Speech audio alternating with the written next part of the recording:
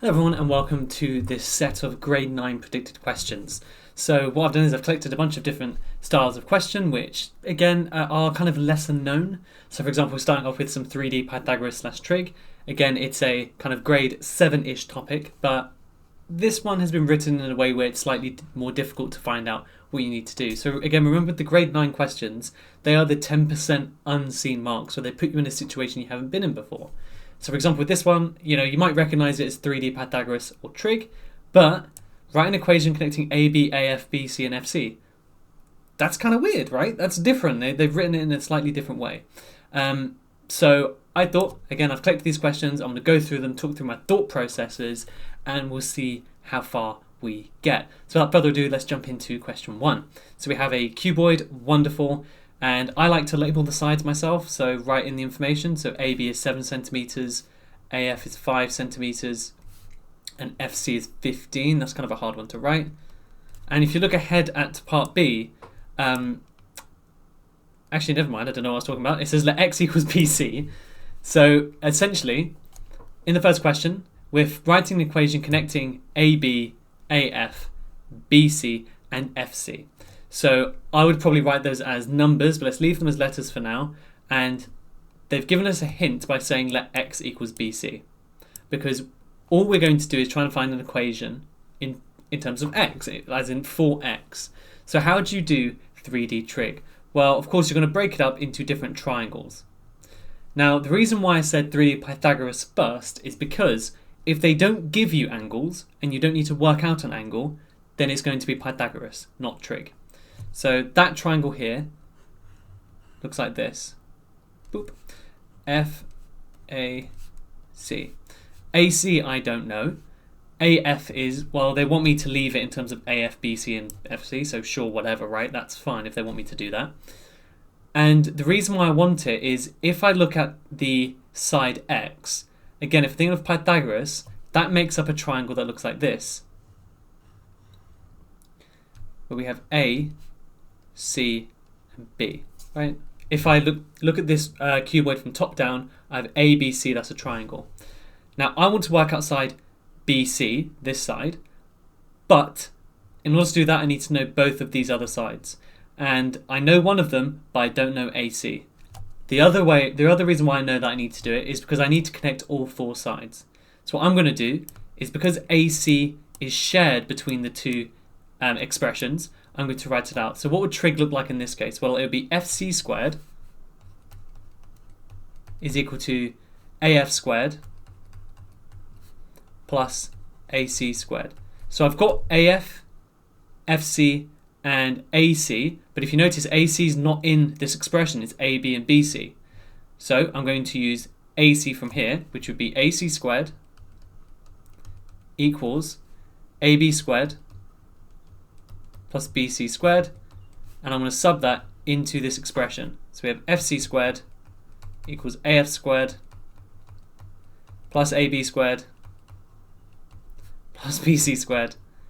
And as you can see, we have FC, FC, we have AF, AF, we have AB, AB, we have BC, BC. So that's how I'd approach that question. Again, in a normal situation, they'll just say, hey, work out the length BC, which is what they're going to do towards the end, but it's just a weird way of them putting the first question, because they want to see if you can form equations. Part B, rearrange your equation to make x the subject. Don't forget, let x equals BC, so I could write that equation as FC squared equals AF squared plus AB squared plus x squared. So if I'm rearranging it to make x the subject, it will be x equals FC squared minus AF squared, God, I don't know what I'm trying to write there, minus AB squared, and then, don't forget, it's rearranging to make x the subject, not x squared, so the whole thing is going to be square rooted. Lovely. 2 marks only, which is a bit funny, but calculate the volume of the cuboid. Remember, to do the volume of any kind of prism, you need the front area times by its length. So in this case, it would be 5 times 7 for the area times by x. So it's just 5 times 7 times x. I need to work out what x is, so I'm going to substitute into this formula that I worked out, hence why they did it in the first place. So I'm going to use my calculator, of course. So bring that out. Square root FC squared, so FC was 15 squared. AF was 5.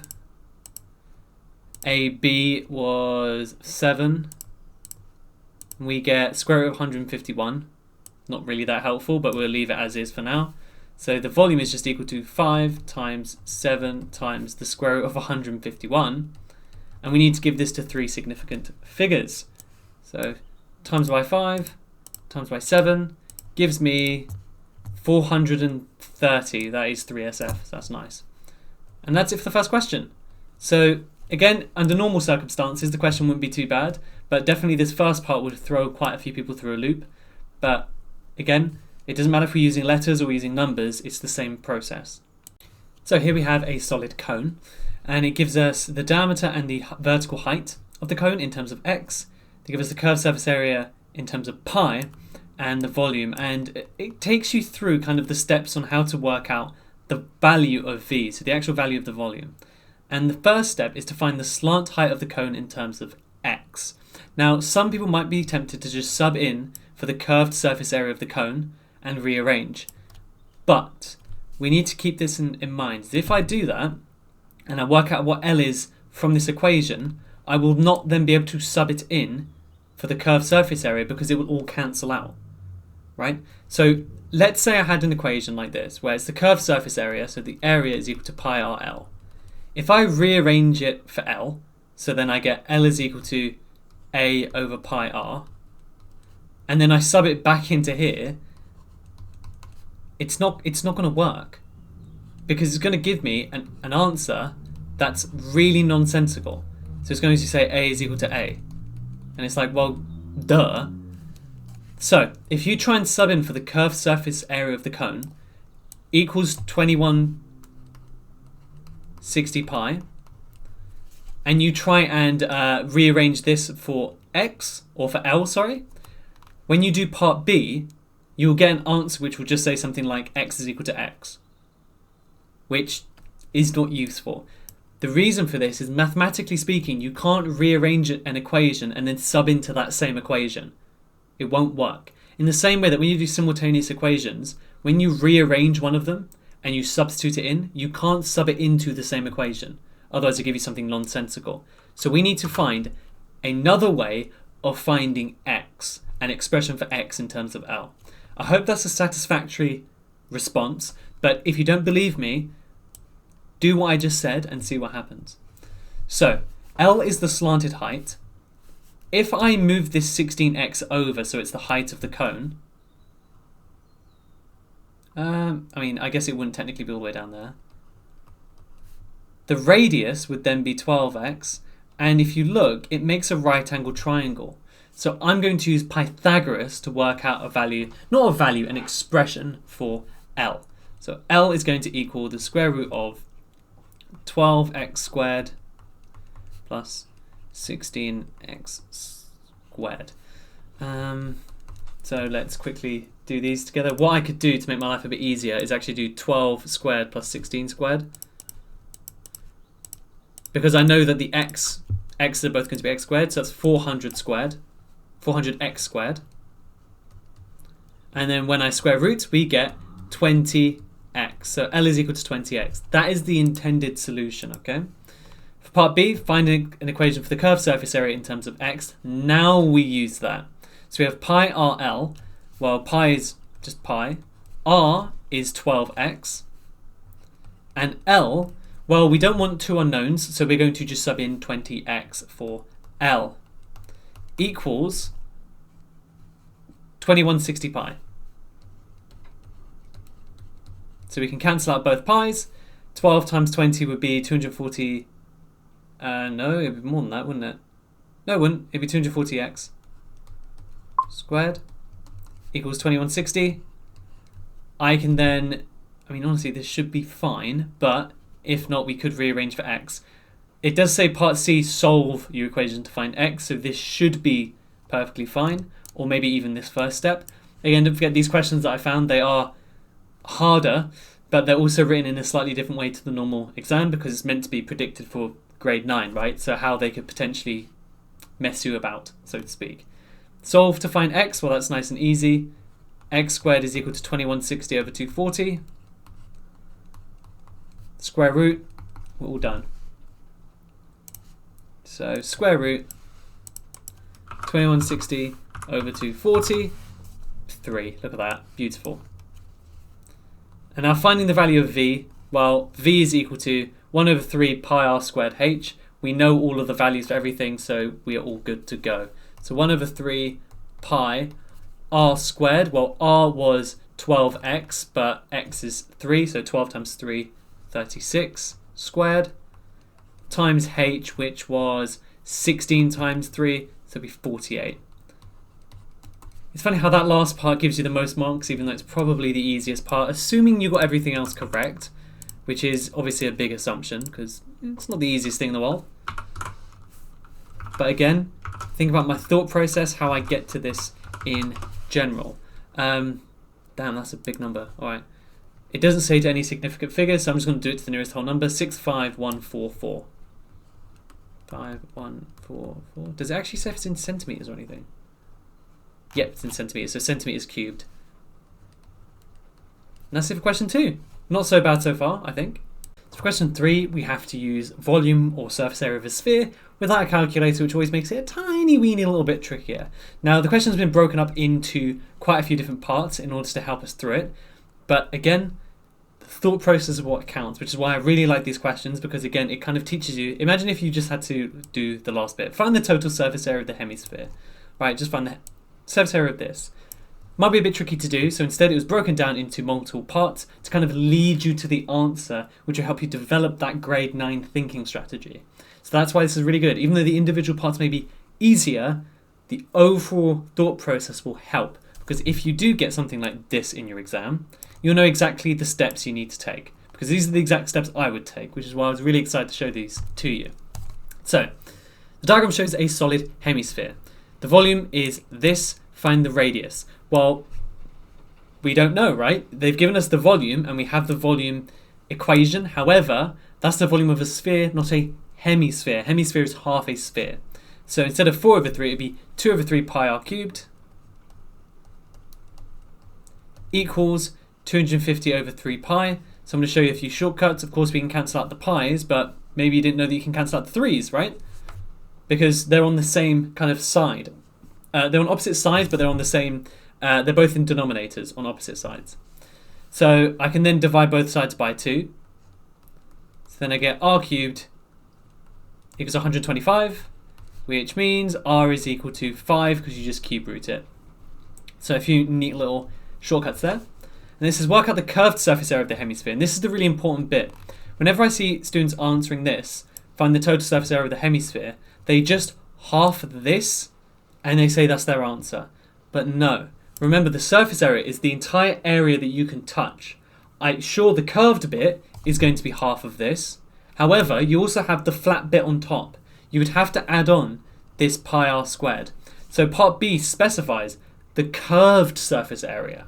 So now, again, we're going to half this to make it 2. So we have 2 pi r squared. So we have 2 pi 5 squared. 5 squared is 25 times 2 is 50, so we just have 50 pi centimeters squared. And now it says work out the surface area of the flat base. Again, this is why I really like these questions. They're breaking it down, complicated, hard grade 9 questions into multiple steps, which you'll take to do it. Then you work out the flat face, then you add it to find the total. Beautiful. So again, the flat face is just a circle, so pi r squared. So that's pi times 5 squared. So that's 25 pi. Then the total will just be 25 pi plus 50 pi is 75 pi centimeters squared. Again, what they've done here is they've split a tricky grade 9 question into 2 parts. So I've seen very similar questions to this, especially with probability, because it's an interesting way of doing it. So a biased coin is spun twice. The probability it comes down heads both times 0.09. Normally the question is calculate the probability that it will come down tails both times. And what I normally see is this. Because if it doesn't come down, heads both times, then it must be tails, right? Not really, because it could also have one head and then one tail, or one tail and then one head. So this is not correct. Instead, what you're supposed to do is know that your probability of heads times the probability of heads should give you 0.09. So in other words, the probability of getting heads squared is 0.09. So what's the probability of getting one head? Well, all you have to do is square root 0.09. So let's do that. So square root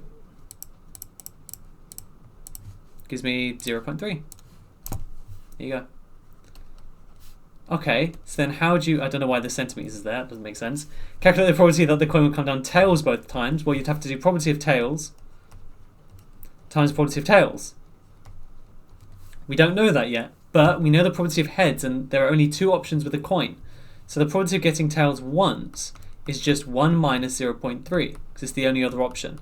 So 0.7, so probability of tails times probability of tails would be 0.7 times 0.7, which is 0.49. So again, I don't know why I crossed out the wrong thing there. It would be 0.49 instead of the kind of normal typical mistake that I see. So again, that's why I love the fact that they broke down these questions so nicely. Potentially a question you've seen before, so the pendulum length L has time period T. T is directly proportional to the square root of L, and then it will say, you know, it's increased by 40%, work out the percentage increase in the time period itself. So, here's what you do. For the equation, you would just write,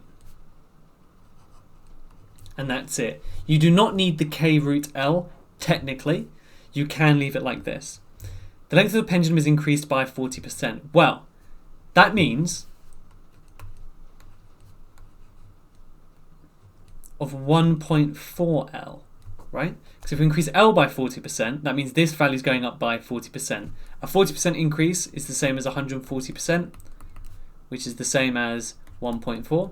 So all we're doing is working out how many times bigger T will be. So T is proportional to 1 with the square root of 1.4. So all I do is I take the square root of 1.4 and I get 1.183 blah blah blah. So that means T is going to be 1.183 times bigger. So what's the percentage increase? Well, from here I went from the percentage to the decimal. So now I'm going from the decimal to the percentage. So that is 118.3%, which means it's an 18.3% increase. That's all. This is actually quite a long question. So we have this right angled triangle and they give us the area, and if you notice, this would normally be the extra question and it'd be a 6 marker, find the perimeter based on this. So again, the way it's broken down is really nicely. If I wanted to find the perimeter of this triangle, what do I need? Well, I need all three sides. So I need to work out this side here. And I can only do that with Pythagoras. But the thing is, I still don't know what x is. So then I'd have to use this area of a triangle thing here. And again, these questions really take you through nice and neatly exactly how you would answer a question like this. So you first find out an equation, so half base times height equals 2.5. Then rearrange to give a quadratic and then solve it. So again, all you do here is times both sides by 2, so then you have x minus 2, x equals 5. Expand, x squared minus 2x equals 5. So x squared minus 2x minus 5 equals 0. Not too bad so far. And then it says solve it, giving you answers to 4 significant figures, which means they're probably going to be tricky. I would use quadratic formula, or if you have this calculator, go to menu, go down twice, equation/func, polynomial degree is 2, and you just sub in the value. So 1 minus 2 minus 5. And we get 1 plus root x. It says to 4SF, sorry. So 3.449.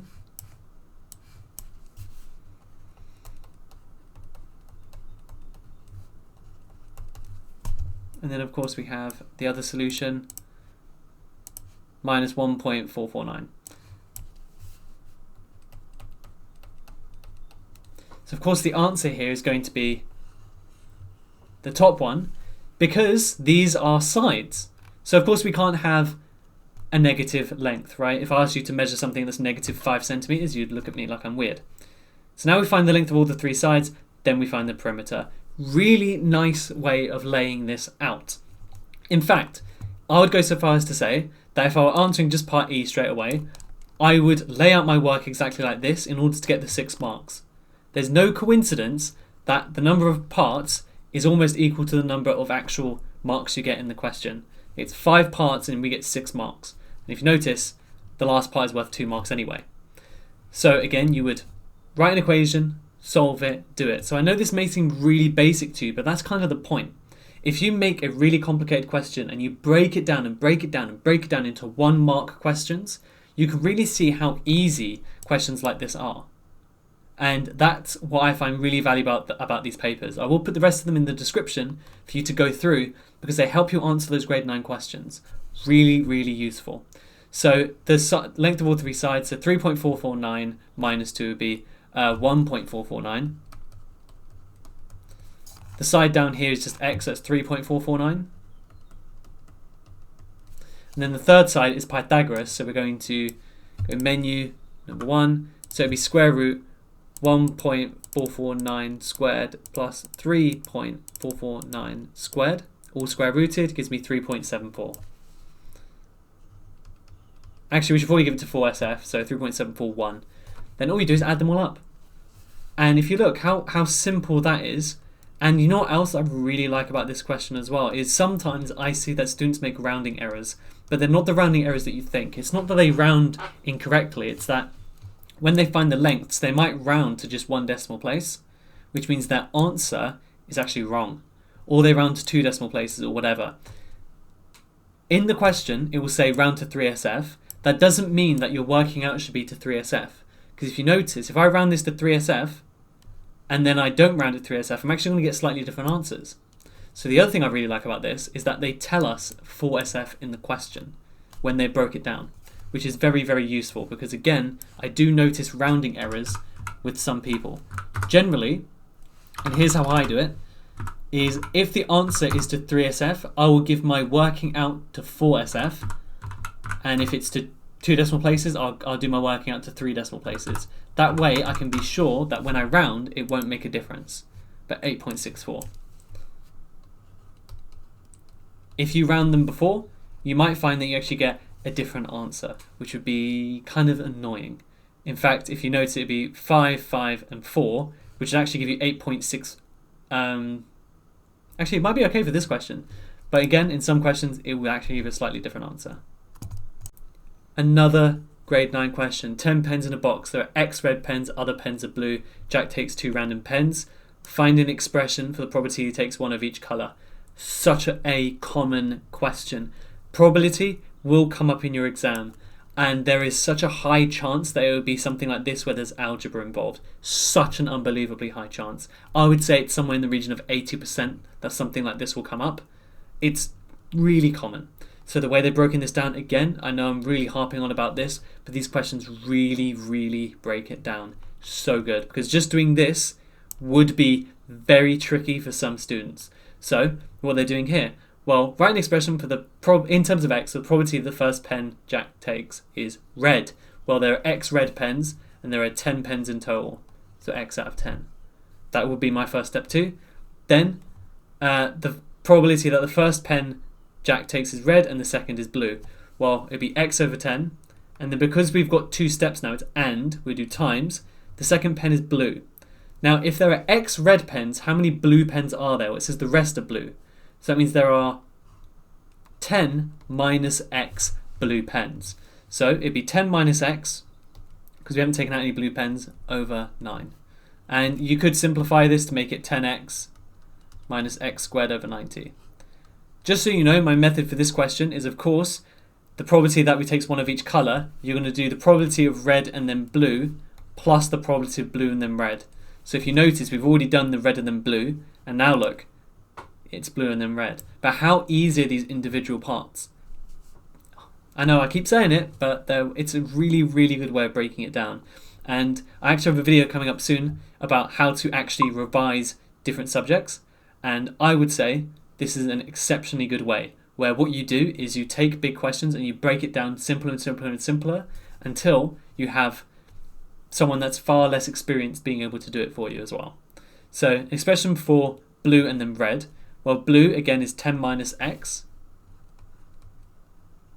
over the total, which is 10, times then red. Well, there's going to be x red pen still left over 9. Expand this, you get 10x minus x squared over 90. Find one of each colour. Well, now all we need to do is add those two together because we've worked out the individual parts. So again, it's the same methods I teach, it's just broken down into different questions, which is amazing. I love it. So we have 10x minus x squared over 90. Add 10x minus x squared over 90. So the denominators stay the same when you're adding fractions. You just need to make sure the numerators are the same. You need to make sure the denominators are the same, and then they stay the same. But the numerators you add, so it'll be 20x minus 2x squared. Now, simplest form, I can actually divide the top and bottom both by 2. So that would be our simplest form, would be 10x minus x squared over 45. That would be your simplest form. So they've really made that 5 marker, that really tricky 5 marker, quite simple.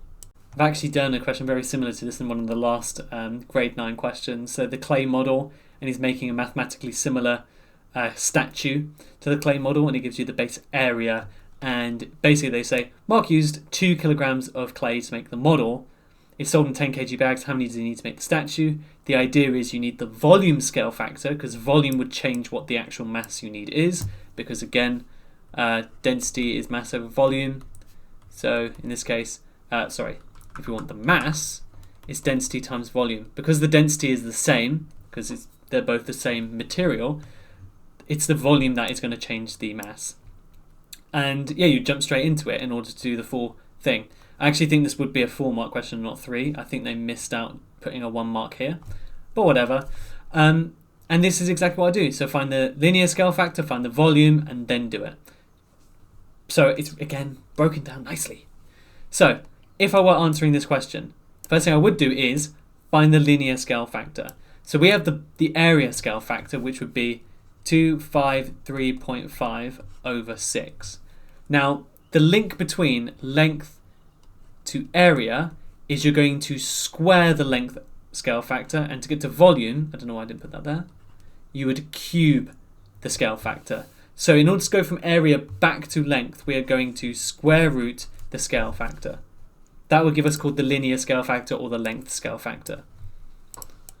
253.5 over 6. 13 over 2. That's a nicer value than I thought it would be. Then we need to go up to the volume scale factor, because as I mentioned, with mass, it's the volume that impacts the mass, not the area or the length, although area and length are linked to volume. So, well, again, to go from length to volume, you would cube it. So you do 13 over 2 cubed. So I might just do answer, about 3. And these are literally the steps I would take. 2197 over 8. It then says, Mark used 2 kilograms of clay to make the model. Clay is sold in 10 kg bags. He needs to buy all of it. So, if he used 2 kg for the model, and the volume of the proper statue is 2,197 over 8 times bigger, then he will need 2 times 2197 over 8 times more clay, which, again, let's do answer times 2, 549.25 kilos of clay. And of course, all we need to do is divide that by 10 to get the number of bags he needs, which is 54.925. 54 bags won't be enough, so he must have 55 bags. And obviously the extra mark they could give you there is, you know, bags cost £5.99, how much does he spend? But again, all we're doing is timesing that. What I find is one of the biggest issues with these students that are really good mathematically, they know all the processes, they know how to time stuff, divide stuff, they know algebra, they're good. But the problem when they come to the exam is the question's like a paragraph long and they don't know the steps. So imagine if I said, for example, I added on to this and I said, how much money would Mark have to spend to buy all the clay he needs? And I didn't give you these other parts. That's difficult, right? Because it's like, okay, money, well, I need to know the number of bags. But then I need to know how much mass. Then I need to know, and you have to work backwards. The reason why I like these questions, especially when you're training, which is what you're doing right now, you're training, is it builds the thought process for you. And hopefully you can see the link now between going from here all the way to the answer. And that's the really valuable skill. So most students, when I say to them, okay, what do we need and what do we need, and I push them along, they say, oh, that's easy when you start. It's like, yeah, when I start, it's easy. But where do I start? That's the challenging bit. And if you want to aim for those grade 9s, so 7, 8, and 9s, I'd say, you need to be able to break down big questions into small questions like this. It is the most valuable skill you'll have.